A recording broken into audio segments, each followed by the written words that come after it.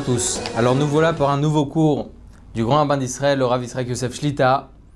Nous allons parler cette semaine, nous allons continuer sur les lois de Rosh Hashanah. La mitzvah principale de Rosh Hashanah, c'est le shofar. On l'a déjà dit cette année, Rosh Hashanah étant donné qu'il tombe Shabbat et dimanche, le Shabbat on ne fait pas la tkiyat shofar, on ne sonne pas le shofar, comme il est rapporté dans la Gemara. Le seul jour où on fait le shofar cette année, c'est dimanche.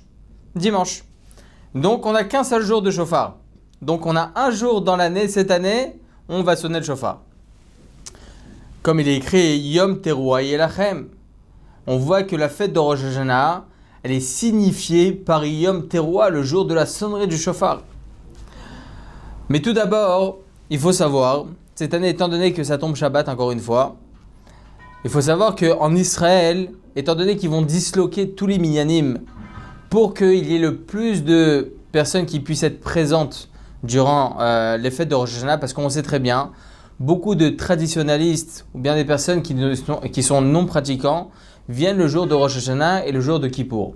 Malheureusement, avec la pandémie actuelle, les minyanim ils sont complètement restreints et il y a beaucoup de minyanim qui sont faits à l'extérieur, etc. Et c'est pas facile. Le jour de Rosh Hashanah, ce sont des jours, les tfilotes, ils sont longues. Donc, qui va rester à l'extérieur? Donc, on va disloquer les minyanim dans plusieurs endroits, dans des écoles, dans des classes d'école, etc., dans plusieurs endroits. Une halakha très très importante, étant donné que le premier jour de Rosh Hashanah, c'est Shabbat. En général, le Shabbat, comme on le sait, lors de Harvit, on fait la bracha Mein Sheva.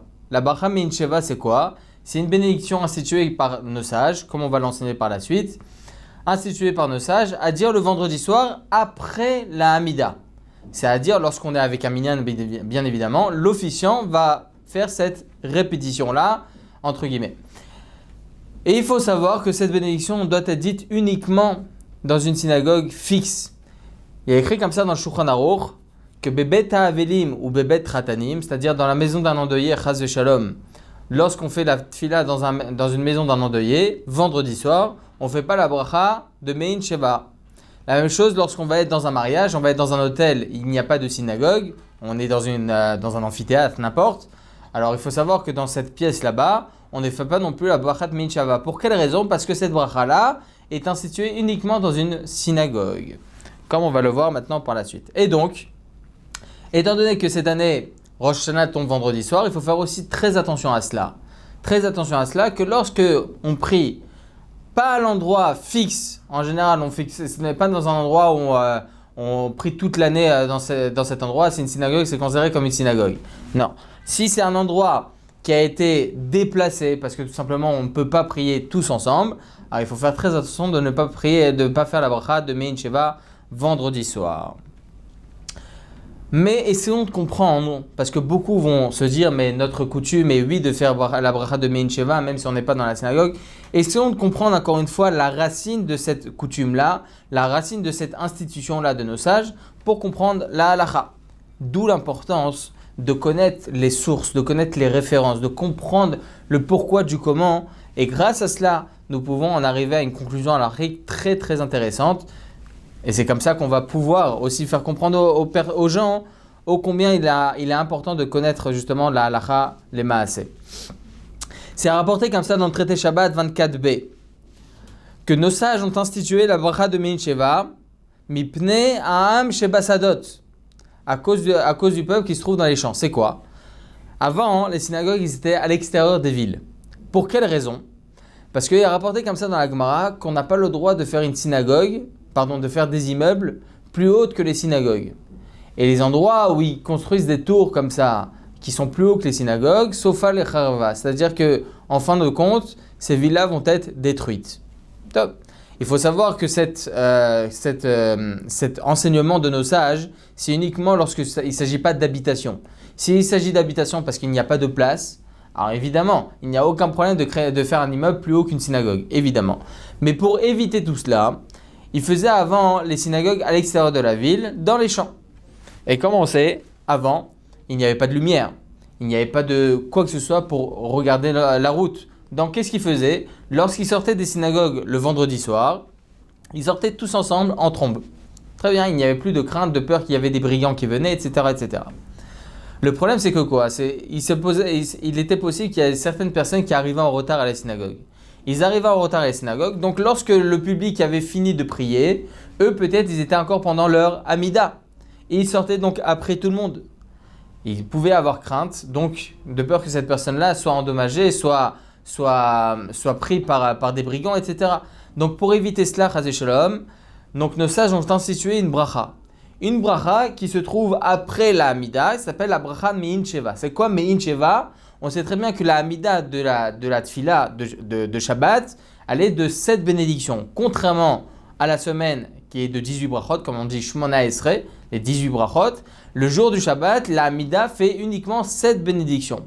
Donc, Chachamim, ils ont institué Mein Sheva, comme les 7 bénédictions, comme une répétition entre guillemets de la Hamida, on va l'instituer durant le vendredi soir, là, après la tfila de Harvit du vendredi soir, pour que tout le monde, même ceux qui étaient arrivés en retard, puissent tous sortir ensemble de la prière. Très bien. Ça, cette institution, encore une fois, c'est juste par rapport à Am Shabbasadot, à cause des gens qui arrivaient en retard. Et donc, au jour d'aujourd'hui, on n'a plus ce problème-là. Il ne devrait plus exister cette institution. Quand bien même la Gemara de nous dire Takana bimkoma lozaza. C'est-à-dire qu'à partir du moment où nos sages ont institué quelque chose, on ne retire pas cet enseignement-là, on ne retire pas cette institution. Bachat Mein Sheva, on l'a dit même encore aujourd'hui, dans nos synagogues, alors qu'on a la lumière, on a tout ce qu'il faut, on est dans les villes, il n'y a aucun problème. D'ailleurs, il faut savoir que selon la halakha, lorsque par exemple, Yom Tov, lorsqu'arrive Yom Tov, ok, on n'a pas cette institution de nos sages. Même si Yom Tov ça tombe mercredi soir, par exemple ça tombe mercredi soir, on devrait dire les gens qui arrivaient de l'extérieur, ils arrivaient à la synagogue, peut-être qu'ils allaient être en retard. Alors pourquoi ne pas instituer là aussi la bracha de Mein Sheva? Par exemple le premier jour de Sukkot, Stam, un exemple, premier jour de Sukkot tombe tombe mercredi soir. Donc pourquoi ne pas instituer là-bas la bracha de Mein Sheva? Tout simplement parce que comme on sait, le jour de Yom Tov, on a le droit de porter, on a le droit de prendre avec nous une flamme, on a le droit de porter avec nous une torche. Donc, les gens qui étaient en retard, ils sortaient tout seuls. Ils n'avaient pas craint d'être tout seuls dans les champs, sans lumière, sans rien. C'est pour cela que pour Yom Tov, nos sages n'ont pas institué. Pour Shabbat, vendredi soir, effectivement, nous avons l'institution de nos sages, même jusqu'à aujourd'hui, étant donné que toute institution qui a été placée par nos Chachamim, on ne déplace pas, on n'annule pas. C'est pour cela que même jusqu'à aujourd'hui, on fait encore cette bénédiction. Selon cela, c'est uniquement dans les synagogues. Uniquement dans les synagogues. Les synagogues étaient avant à l'extérieur de la ville. Mais étant donné que lorsqu'une personne prie à l'extérieur d'une synagogue, elle prie chez elle, ou n'importe, ils sont 10 personnes dans une maison, ils prient chez elle, ou bien Bebet Ratanim, ou bien la maison d'un marié, okay, où ils font là-bas le Shabbat Ratan. C'est pas une synagogue, c'est un endroit où on place pour la tfila de Shabbat. On va mettre là-bas un Sefer Torah spécialement, mais c'est pas fixe, c'est pas une synagogue. Ou bien Chazé Shalom, la Havdil, lorsqu'on va dans un endroit où il y a des endeuillés, où ils prient là-bas les endeuillés et tout ça, c'est pas une synagogue fixe. Donc l'institution de nos sages ne concerne pas ce genre d'endroit, parce que l'institution concerne uniquement les synagogues, et les synagogues avant ils étaient à l'extérieur de la ville. Lorsqu'il ne s'agit pas d'une synagogue, cette institution n'existe même pas. Comme il est rapporté donc dans la Gemara. C'est pour ça que le Shulchan Aruch tranche la halakha que lorsqu'on ne se trouve pas dans les synagogues, alors on ne fait pas la bracha de Mein Sheva. Et donc, par rapport à notre cas, lorsqu'on disloque les minyanim à cause de la pandémie actuelle, on disloque les minyanim dans des classes d'école, etc., etc., étant donné que ce ne sont pas des endroits fixes aux prières, ce ne sont pas des endroits fixes considérés comme des synagogues, on ne prie pas là-bas à la bracha de Mein Sheva le vendredi soir. A contrario, il faut savoir que selon la Kabbalah, selon les Mekoubalim, cette bracha-là de Mein Sheva, elle est pour toute autre chose. On va expliquer.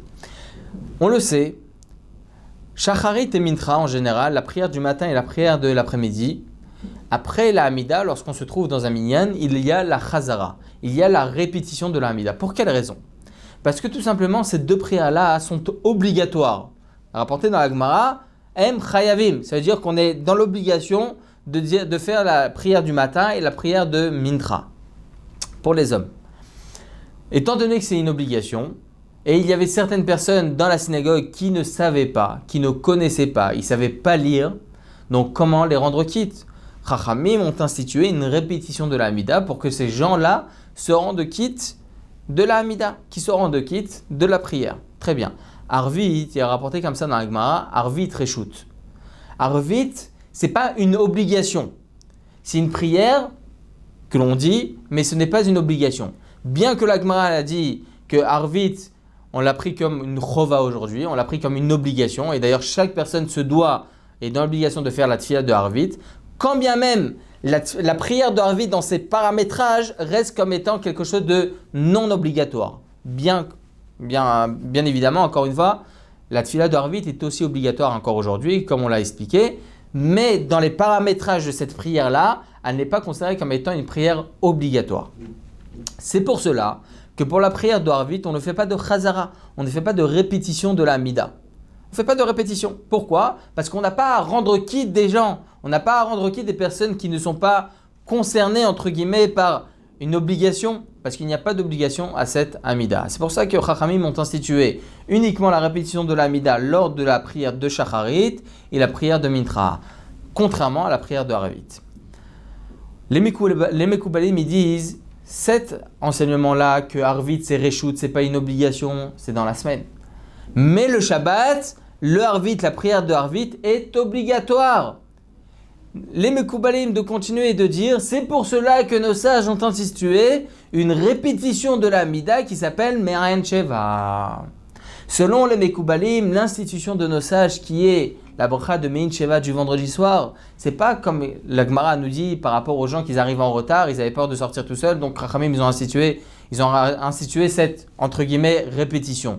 Non, selon les Mekoubalim, étant donné que Arvit du vendredi soir est obligatoire, on doit rendre quitte des personnes qui sont extérieures, qui ne savent pas prier, qui sont dans la synagogue mais ne savent pas prier. Donc pour leur rendre quitte, Chachamim ont institué une bracha de Mein Sheva. Donc on voit de là que la raison de l'institution, il y a de là une divergence d'opinion. Selon le Talmud, c'est comme on a dit par rapport aux gens qui arrivent en retard, donc pour ne pas tous sortir ensemble, alors Chachamim ont institué une bracha supplémentaire, qui est la bracha de Mein Sheva, alors que selon les Mekoubalim, c'est une répétition à proprement dit. Parce que le Arvit du vendredi soir est obligatoire, alors Chachamim ont institué une répétition. C'est quoi la différence qu'il y aurait entre les deux raisons? Eh bien c'est justement cela. Si on se trouve dans une synagogue, alors oui, on devrait dire la bracha de Mein Sheva. Si on ne se trouve pas dans une synagogue, alors selon la raison du Talmud, qui est par rapport aux synagogues qu'ils étaient avant à l'extérieur des villes et pour ne pas sortir tout seul, alors Chachamim ils ont institué une bracha supplémentaire qui est bracha de Mein Sheva. Alors cette institution est uniquement dans les synagogues et non pas dans des classes d'école, etc. Alors que selon les Mekoubalim, étant donné que cette bénédiction supplémentaire a été instituée comme chazara, comme répétition pour rendre quitte des personnes qui ne savent pas prier, on s'en fout si on se trouve dans une synagogue ou on se trouve dans une classe d'école. Donc voilà la différence qu'il y a entre les deux avis. Et il faut savoir qu'il y a aussi une autre différence. On arrive bientôt à Sarah et Metchuva, les 10 jours de pénitence, et on va rajouter là-bas à Melech HaKadosh, à Melech HaMishpat. Au lieu de dire à El HaKadosh, dans Ata Kadosh, ou bien à Melech HaMishpat, ou bien à Melech Tzedakah Mishpat, on va dire à Melech HaMishpat. Et il faut savoir que même dans la bénédiction de Mein Sheva, que l'on fait le vendredi soir, on ne dit pas à El HaKadosh She'en Kamohu, lors des 10 jours de pénitence, on fait à Melech HaKadosh She'en Kamohu. Alors, il faut savoir que si on considère cette bracha de Mein Sheva comme étant une institution de nos sages dans les synagogues pour ne pas que les gens y sortent tout seuls, donc comme le Talmud, alors si l'officiant s'est trompé et a dit Ael Akadosh en Kamohu, il ne reprend pas. Alors que si on considère cette bracha supplémentaire comme étant une répétition, comme l'avis des Mekoubalim, alors comme la répétition de la Hamida lors de Shacharit ou lors de Mintra, où l'officiant doit reprendre cette bracha étant donné qu'il s'est trompé, la même chose lors de la bracha de Mein Sheva, il doit reprendre. Alors nous avons là deux avis qui vont nous apprendre quelque chose de très intéressant. On a la raison de la Kabbalah et la raison du Talmud. Comme qui on tranche la halakha. Et il faut savoir qu'on a un grand klal, une grande généralité dans la halakha, que lorsque nous avons la Kabbalah et nous avons le Talmud, Pshat va Kabbalah, c'est-à-dire le sens simple, c'est le Talmud. c'est terre à terre, c'est la halakha terre à terre pour nous. Alors lorsque nous avons le sens simple qui est le Talmud et le sens caché qui est la Kabbalah, on tranche la halakha comme notre Talmud. C'est pour cela que lorsqu'on se trouve dans une synagogue, on fait effectivement la bracha de Mein Sheva. Mais lorsqu'on ne se trouve pas dans une synagogue, on ne fait pas la bracha de Mein Sheva, étant donné qu'on tranche comme le Talmud. Si l'officiant s'est trompé lors des 10 jours de pénitence, il a dit El HaKadosh Ein Kamohu, au lieu de dire Melech HaKadosh Ein Kamohu, alors il ne reprendra pas. On ne considère pas cette bénédiction supplémentaire comme étant une chazara, donc on ne tranche pas la halakha comme la Kabbalah, mais comme le Talmud. Et c'est très important. Pourquoi c'est très important? Parce que imaginez-vous si on tranchait comme la Kabbalah, on va dire ici une bénédiction supplémentaire. Si on ne doit pas dire la bracha de Mein Sheva à l'extérieur des synagogues, alors selon la Kabbalah, on doit dire cette bracha. C'est possible qu'on se trouve dans un Safek Brachot. Chaz v'shalom, c'est possible qu'on dise une bracha supplémentaire alors qu'on ne devrait pas la dire. C'est pour ça que Safek Brachot la hakel. Dans tous les cas, on dit Safek Brachot la hakel. Donc là, premièrement, on a une généralité que lorsqu'on a une discussion entre le Talmud et la Kabbalah, on tranche comme le Talmud. Donc dans tous les cas, on ne doit pas dire cette bracha lorsqu'on est à l'extérieur des synagogues. Mais en plus de cela, on a un Safek Brachot. Comment toi tu peux dire une bracha qui est la bracha de Mein Sheva alors que selon le Talmud, on ne doit pas dire cette bracha? Safek Berachot laquelle, en cas de doute sur une bénédiction, on est plus souple, on ne devra pas dire cette beracha. Il faut savoir que le Chida, Rabbi Chaim Faladi, le Ben Ishraï, le Kaf HaChaim, tous ces Gdolim Sfarad, ils tranchent beaucoup la halakha comme la Kabbalah. Et d'ailleurs, pour la bracha de Mein Sheva, pour la bénédiction de Mein Sheva, le Ben Ishraï dit qu'on fait cette beracha-là le vendredi soir, même à l'extérieur des synagogues. Pour quelle raison? Parce que le Ben Ishraï, lui, tranche la halakha comme la Kabbalah. Donc nous avons l'avis du Ben Ishraï, nous avons l'avis du Chida, de Rabbi Chaim Faladi, du Kaf HaChaim. Et pourtant, le Bet Yosef rapporte comme ça dans les lois de Tfilin, Siman 25. Il dit que lorsque nous avons une discussion entre la Kabbalah et une discussion entre le Talmud et la Kabbalah, alors on tranche la halakha dans tous les cas comme le Talmud. Alors le Ben Ishraï, lui, il tient comme la Kabbalah, mais nous avons Safek Berachot laquelle, dans tous les cas, déjà premièrement, comme on a dit, on tranche comme le Talmud. Il n'y a rien à dire par rapport à ça. Surtout que Maran HaShulchan Aruch, Rabbi Yosef Karo rapporte comme ça dans les lois de Tfilin, comme on a dit maintenant dans le Bet Yosef, il dit que dans tous les cas, on doit trancher comme le Talmud. Et en plus de ça, nous avons un Safek Berachot. Qui ne fait pas attention à Safek Brachot? Alors vous allez me poser la question, comment le Ben Ishraï peut trancher comme la Kabbalah et par extension dire une bracha supplémentaire? N'est-il pas visible à ses yeux qu'il y aurait ce problème-là de Safek Brachot? Alors Bezrat Hashem, on va comprendre aussi son avis de suite. Mais tout d'abord, il faut savoir que certains Charonim, certains Rabbanim contemporains, on dit, étant donné que le Ben Ishraï, le Kaf HaChaim, le Chida, Rabbi Chaim Faladi, des grands rabbanis séfarades tranchent la halakha comme la Kabbalah en général, et non pas comme le sens simple. Lorsqu'il y a une discussion entre le sens simple et le Talmud et la Kabbalah, eux ils tranchent certaines fois, la plupart du temps, comme la Kabbalah. Alors ils ont dit comme ça, c'est à Charonim, là, lorsque Maran Arav Yosef Zechron Salve Kadosh Levracha, il est venu, il a tranché à l'encontre du Ben Ishraï, ils se sont tous dit, non, le Rav Ovadia est revenu comme les rabbanim ashkénazes, etc., de trancher comme le Talmud, et non pas comme la Kabbalah. Mais la plupart des poskim séfarades, et même d'antan, tranchaient la halakha comme la Kabbalah. Alors c'est pour cela que certains rabbanim contemporains disent non, la halakha doit être comme le Ben Ishraï, la halakha doit être comme le Kaf HaChaim ou le Chida, etc. Lorsqu'ils tranchent la halakha comme la Kabbalah, on doit les suivre parce que ça c'est la coutume séfarade de suivre la Kabbalah. Et il faut savoir que ces rabbanim contemporains-là, ils sont dans l'erreur. Pour quelle raison? D'où ils voient que les Gdolim séfarades des années précédentes, des époques précédentes, tranchaient la halakha comme la Kabbalah. Nous pouvons trouver le contraire. Le Knesset Agdola, il y a 400 ans, il pense, comme ça il rapporte comme ça dans ses clalés à Poskim, il rapporte comme ça que lorsqu'il y a une discussion entre le Pshat et la Kabbalah, la halakha est comme le Pshat, donc comme le sens simple, comme le Talmud. Tel l'avis du Rem, 100 ans avant le Knesset Agdola, donc il y a 500 ans. Tout ça, c'était des Sfaradim. Tout ce que je vais vous dire maintenant, c'est des Sfaradim. Lui, il pense, Rabbi Eliyahu Mizrahi, il s'appelle. Ok, il était à la fin des Rishonim, il y a 500 ans, c'était la fin de la période des Rishonim. Imaginez-vous. Lui, il tranche que lorsqu'il y a une discussion entre le Talmud Bavli et la Kabbalah, entre le sens simple et le sens caché, la halakha est tout de suite penchée comme le Talmud. Telle la vie du Radbaz, il y a à peu près 500 ans aussi. Le Pri Chadash, il y a environ 300 ans. Le Divrei Yosef Irgas, le Shemesh Daka, dans Orach Chaim Siman 4. Le responsable Bedino chez Shlomo, dans Orach Chaim Siman 12. C'est Rabbi Shlomo Lianad, il s'appelle comme ça. Rabbi Yaakov Abu Hatzera, dans son livre Yoru Mishpetech le Yaakov, dans Siman 115, pardon. C'est un grand Mekoubal et pourtant il dit que lorsqu'il y a une discussion entre le Talmud et la Kabbalah, la halakha est comme le Talmud.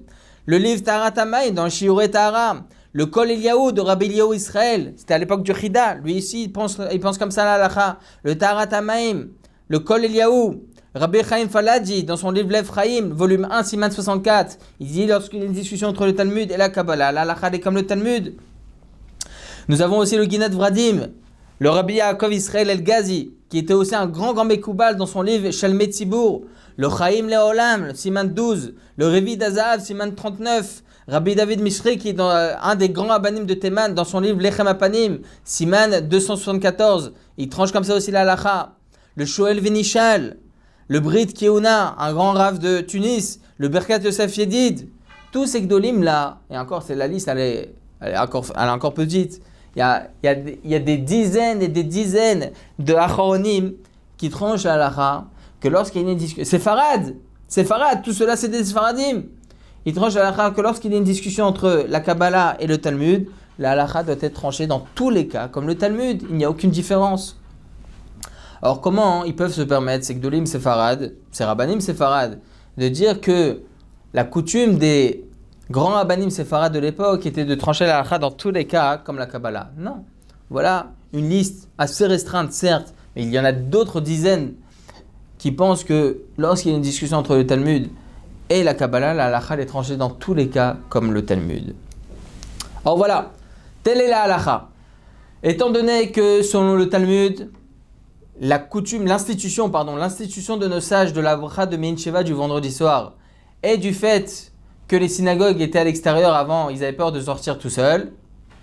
Donc, lorsqu'on se trouve à l'extérieur des synagogues, on ne fait pas cette bénédiction-là. Déjà, premièrement, par rapport au principe halachique, comme on vient de dire, Talmud et Kabbalah, la halakha comme le Talmud. Et en plus de ça, ça fait berachot laquelle on a une discussion sur une beracha, on doit être plus souple, on ne doit pas la dire. Alors vous allez me dire, mais le Ben Ishraï, il connaît ce principe-là. Le Ben Ishraï, le Chida, il connaît ce principe-là. Ça fait berachot laquelle, lorsqu'on a une discussion sur une halakha, sur une bracha, on doit être plus souple. Alors comment ils vont répondre à cela? Le Ben Ishraï et le Chida sont d'avis qu'on ne dit pas Safei Berachot Lehakel à l'encontre du Harizal. Lorsque l'Harizal, donc la Kabbalah, lorsque le Harizal il dit quelque chose, lorsqu'il s'agit d'une bracha et le Talmud il va à l'encontre de cette bracha-là, comme dans notre cas à nous, alors il faut savoir que selon le Ben Ishraï et le Chida, on doit dire cette bracha. Ah, qu'est-ce qu'ils font alors du principe Safei Berachot Lehakel? Ils disent qu'on ne dit pas ce principe-là à l'encontre du Harizal. Mais comment ils peuvent dire ça?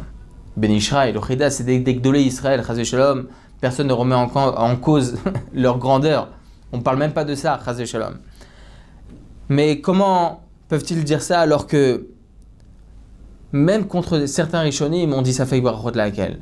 À l'encontre du Rambam, à l'encontre du Rosh, à l'encontre de Rabbi Yosef Karo, le Shulchan Aruch, on dit ça fait Barachot laquelle? Je vous donne un exemple. Dans le Siman 202, le Tour rapporte, le Rambam, qui lui-même rapporte beaucoup de Géonim en ce qui concerne la bracha du sucre. Il faut savoir que le sucre, il est dissous il est créé par les cannes à sucre ou bien par des betteraves. Donc lorsqu'ils prennent ça, ils font plusieurs étapes pour en arriver au sucre. Il faut savoir qu'il y a une discussion dans les Géonim, c'est quoi la bracha du sucre? Il y en a certains qui pensent Boré Per Adama, il y en a d'autres qui pensent Boré Per Haetz. D'ailleurs, c'est aussi l'avis du Baal Halachot Gedolot. Et le Rambam tranche la halakha, non, She'akol Niya Bidvaro. Le Radbaz explique pourquoi She'akol Niya Bidvaro. Parce que justement, étant donné qu'il y a beaucoup d'étapes pour en arriver au sucre, ça n'a plus son état initial, ça n'a plus son nom initial. Donc, on arrive vraiment à un élément nouveau. C'est pour ça qu'on dit la bracha de She'akol. Le Bet Yosef, comment il tranche la halakha? Nous avons certains qui pensent Boré Per Haetz, il y en a d'autres qui pensent Boré Per Adama, des Géonim, des Rishonim. Il y en a d'autres qui pensent She'akol. Comment on tranche la halakha? Rabbi Yosef Karo dit c'est mieux de faire She'akol. Pourquoi? Parce que dans tous les cas, Sha'akol rend quitte tout. Et de peur qu'on fait Boré Peraetz et ça rend pas quitte, ça fait Berachot Lakel. De peur qu'on dise une bénédiction qui n'est pas apte à cela et peut-être qu'on rend pas quitte, Birlal, donc il est préférable de dire Sha'akol. Tu dis ça fait Berachot Lakel contre des Géonim, contre le Rambam, contre le Roche? Eh bien oui. Si on dit ce principe-là, ça fait Berachot Lakel, pourquoi ce principe-là, nos Chachamim ils l'ont institué? C'est nos Chachamim qui l'ont institué, ce ne sont pas des rabbins contemporains. Pourquoi? Parce que dire une bénédiction en vain, c'est un interdit de la Torah. Alors pour quelle raison ne devrions-nous pas dire ce principe-là à l'encontre du Harizal? On dit ce principe-là à l'encontre du Shulchan Aruch, Rabbi Yosef Karo, à l'encontre des Géonim, à l'encontre des Rishonim. Alors pourquoi ne pas dire cela à l'encontre du Harizal? On comprend l'avis du Ben Ishraï. Le Ben Ishraï, il va selon son terrain. Lui, il pense qu'on ne dit pas ça fait brachot la hakel contre le Harizal. Et lui, il pense que la halacha doit être tenue comme la Kabbalah. C'est pour cela que selon le Ben Ishraï, on dit la bracha de Mein Sheva, même à l'extérieur des synagogues. Mais c'est pas ça la halacha. La halacha, comme on a dit, tous les acharonim qu'on a rapportés au préalable, qui pensent que lorsqu'on a le Talmud et la Kabbalah, la halacha est comme Talmud, et en plus de cela, on tranche dans le Bet Yosef, en ce qui concerne la bracha du sucre, en ce qui concerne toutes les brachot, Safek brachot laquelle, le principe de Safek brachot laquelle, on le dit même à l'encontre des Géonim, il y a 1000 ans, à l'encontre des Rishonim, il y a 800 ans, 700 ans, à l'encontre de Rabbi Yosef Karo, il y a 450 ans, à l'encontre du Rambam, il y a 700 ans, 800 ans. Si on dit Safek brachot laquelle, même à l'encontre des Rishonim et des Géonim et de Rabbi Yosef Karo, pourquoi ne devrions-nous pas dire Safek brachot laquelle, même à l'encontre du Harizal? Bien entendu, sa grandeur, elle est démesurée au Harizal. Mais ça ne change en rien au principe de Safek brachot laquelle. Pour cela que lorsqu'il y a Safek brachot, on ne doit pas dire la bracha. Même pour ceux qui pensent que lorsque la Kabbalah tranche autrement que le Talmud, il tranche comme la Kabbalah. Même pour ceux qui pensent comme ça, on a toujours le principe de Safek brachot laquelle. Pourquoi tu devrais dire la bracha de Mein Sheva à l'extérieur des synagogues alors que selon le Talmud, on ne doit pas le dire? Safek brachot laquelle. Pour cela qu'en conclusion halachique, on ne doit pas dire la bracha de Mein Sheva lorsqu'on crée un minyan à l'extérieur des synagogues. Voilà pour ce qui est de la halacha par rapport à ça. On va donner un autre exemple en ce qui concerne Rosh Hashanah par rapport justement à cette discussion-là entre le Talmud et la Kabbalah. Il faut savoir que certains ont l'habitude de dire le vidouille entre les sonneries. Il faut savoir qu'il y a 3 sortes de sonneries, comme on va développer maintenant. On a Tashrat, Tashat et Tarat. Entre Tashrat et Tashat, et entre Tashat et Tarat, il y en a certains qui font un passage qui s'appelle le vidouille. D'ailleurs, Rabbi Yosef Chaim, dans son livre Ben Ishraï, il rapporte comme ça dans la Parashat Nitzavim, alinéa 13, qu'on doit dire le vidouille entre les sonneries. Mais essayons de comprendre. Il faut savoir que sur la halakha, on ne doit pas la dire. Mais essayons de comprendre. Il est rapporté comme ça dans le traité Rosh Hashanah 34a, dont on apprend les sonneries du shofar. Essayons encore une fois de connaître les racines. On est avant Rosh Hashanah, c'est important de connaître la mitzvah principale de Rosh Hashanah qui est la sonnerie du shofar. D'où nous devons l'apprendre et dont nous apprenons toutes ces sonneries-là, 3 sonneries, 9 sonneries, 1 sonnerie, dont on apprend tout ça. Alors il est rapporté comme ça dans la Torah. 3 fois le mot teroua. Une fois, il y a écrit comme ça en ce qui concerne le Kippour durant l'année du Yovel. Ve'avarta shofar teroua. C'est porté dans Vaïkra. Encore une fois, en ce qui concerne Rosh Hashanah, c'est écrit Shabbaton zichron teroua. C'est écrit aussi dans Vaïkra. Et dans Bamidbar, il y a écrit Yom teroua yelachem. 3 fois le mot teroua. Et il faut savoir, que c'est rapporté comme ça dans le Talmud, que avant une teroua et après cette teroua-là, avant la sonnerie du shofar et après la sonnerie du shofar, il faut faire une tkiyat shofar. Il faut sonner un son long. Ça s'appelle une tkiyat pshuta. Un son long. Avant et après.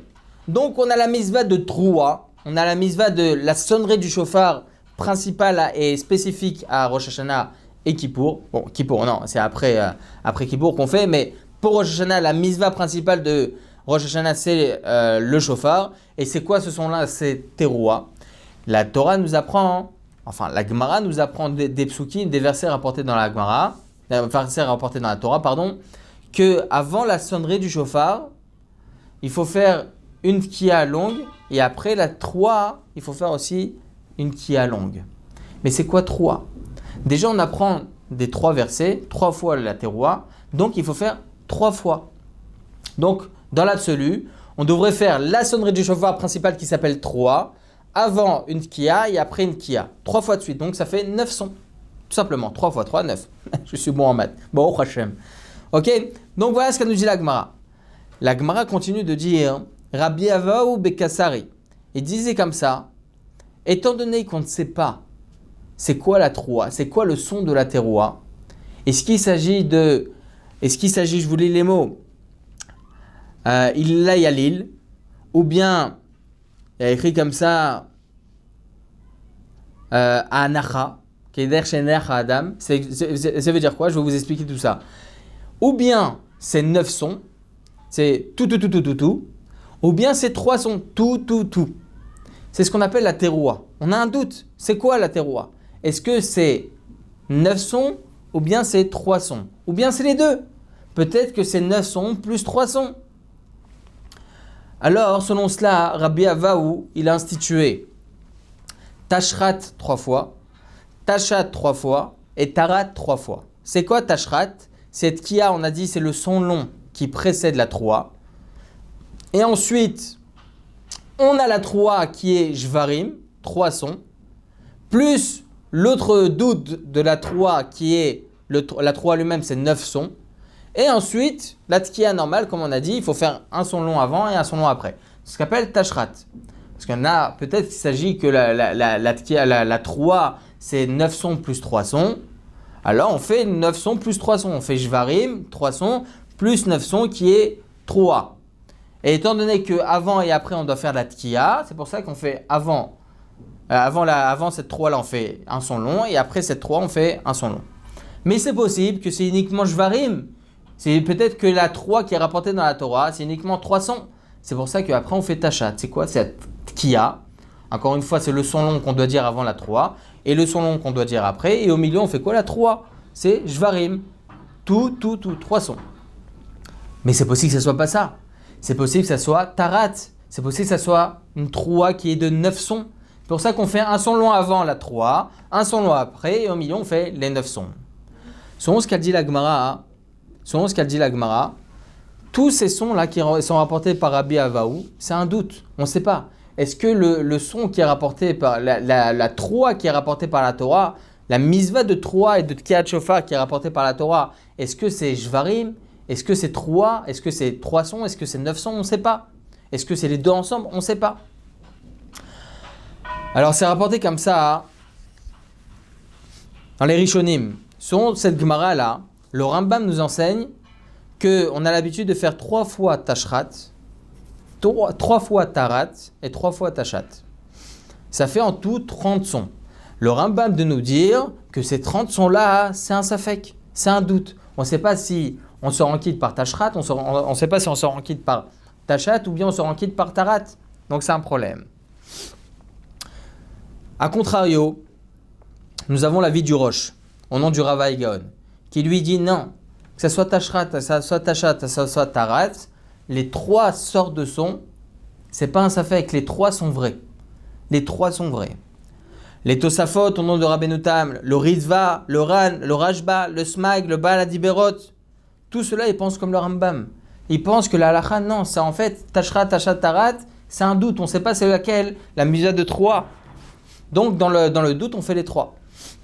Selon cela, Shulchan Aruch il tranche la halakha. Étant donné que nous avons une majorité des poskim, des rishonim, qui pensent comme le Rambam, alors on tranche comme le Rambam. C'est pour cela que les 3 sons, c'est un doute. Selon le Roche, c'est pas un doute, certes, les 3 sons sont vrais, les 3 sortes de sons du moins sont vrais, alors que selon le Rambam, c'est un doute. Et comme ça, on tranche la halakha, comme ça, les Shulchan Aruch dans le Siman 590 halakha 2.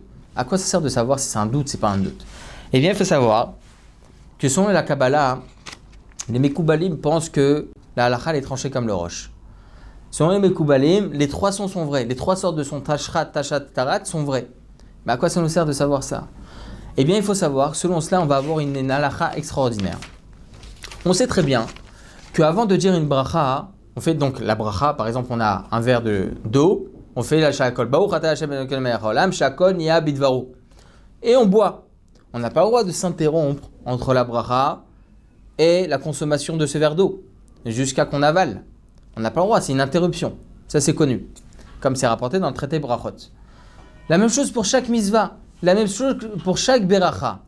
Lorsqu'on va faire une bracha sur une mitzvah, on n'a pas le droit de faire une interruption entre la bracha et l'accomplissement de la mitzvah.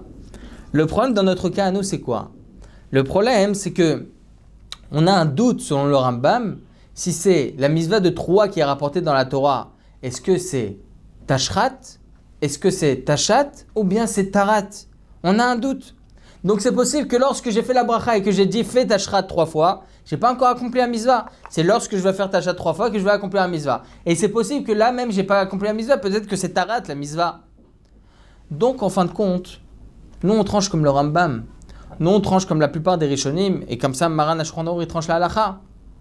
Étant donné que c'est un doute, j'ai pas le droit de m'interrompre.